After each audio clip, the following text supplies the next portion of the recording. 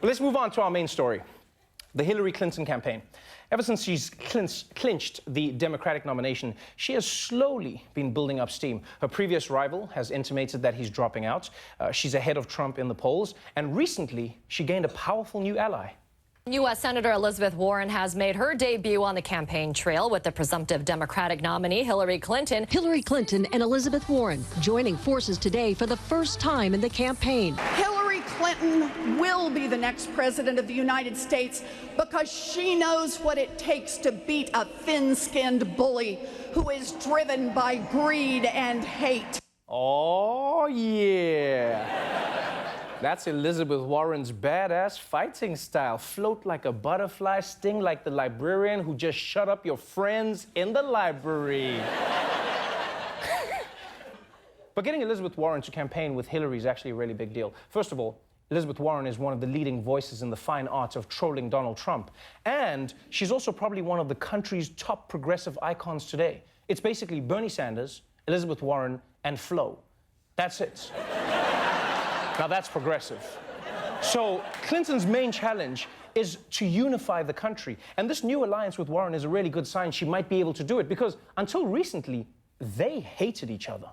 Elizabeth Warren has ripped Hillary Clinton in the past. Yes. You know, in her book about bankruptcy, I mean, there is some real poisonous history there. The credit card companies. She has taken money from the groups, and more to the point, she worries about them as a constituency.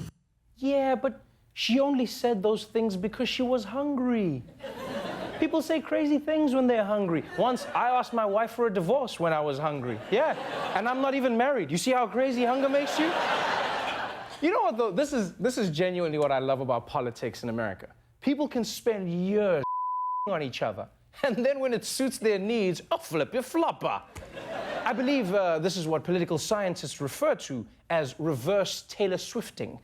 Yes, you see, they used to have bad blood, but now they have mad love. But let's take a second here to comment on what a historic moment this is. For the first time in American history, the presumptive Democratic presidential nominee is a woman, people. And she's joined on stage by another qualified, powerful woman. I am sure that the news recognized this.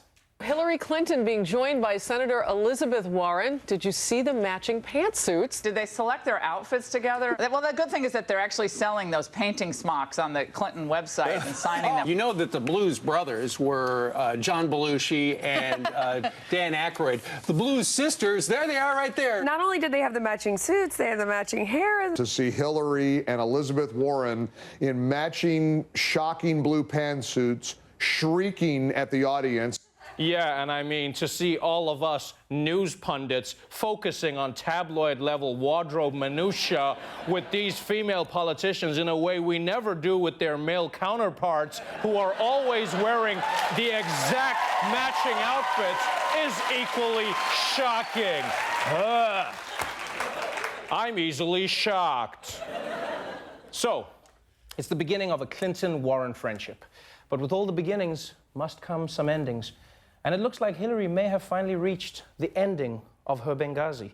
You know Benghazi, the terror attack in Libya that inspired thousands of pages of reports, multiple attack ads, and even a Michael Bay movie. The point is, Republicans have been desperate to find any evidence to blame Hillary Clinton for Benghazi. But after multiple investigations, they couldn't prove it. So they launched one final special super select investigation. And it was run by this dude, South Carolina Congressman Trey Gowdy.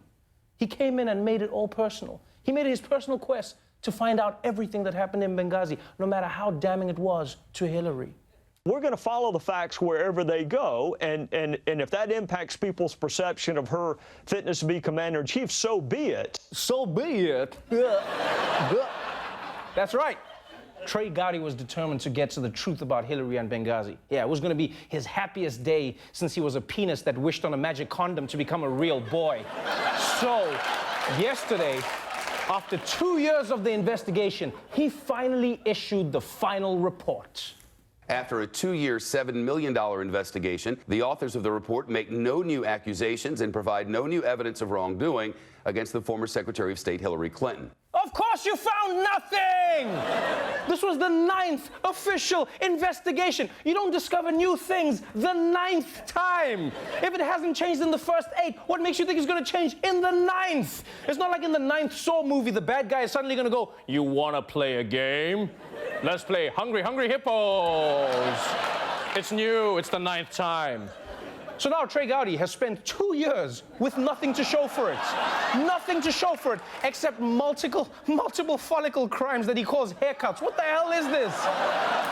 Look at this guy. The dude looks like a Michael Douglas movie that's been squeezed to fit on your screen. That's what that looks like. And look, that's not a partisan thing. It is widely understood that there's nothing here that changes anything, no matter what Trey Gowdy keeps saying about new information. I actually trust you to read the report. You read the report. Well, I'm asking you to read it. I'm actually proud of what we found, and I think it's new. To the Democrats claim that there's no new information, I haven't heard much about this White House meeting. I'm going to tell you there's new information. I've got information, man. New has come to light. And man. By the way, real quick, the report he's speaking about is 800 pages. Yeah, you can't just tell people to read 800 pages. You know when you say that, no one's actually going to go out and read the 800 pages. I wouldn't even read 800 emojis. That is not something you could say. Look, here's my point. I understand Republicans hate Hillary. But at some point, you have to admit that this isn't where you're going to get her.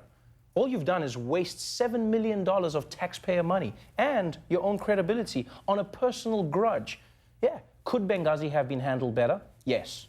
Could the State Department do better protecting its ambassadors in the future? Yes. But you're not getting anywhere going after Clinton. So, Trey Gowdy and company, you've done the proper amount of investigating and then some, and still you've come up with nothing new. So, fair warning, my friends. If you're not careful and you continue on this path, it's only a matter of time before you find yourselves holding your next hearing on Pornhub. Hey there, thanks for subscribing to our new YouTube channel. You're probably thinking, but I didn't. I know, which is fine, but now you're thinking about subscribing. You should really just subscribe. Just do it. Subscribe. Who said that? Subscribe. Who's saying these things? Subscribe now. What?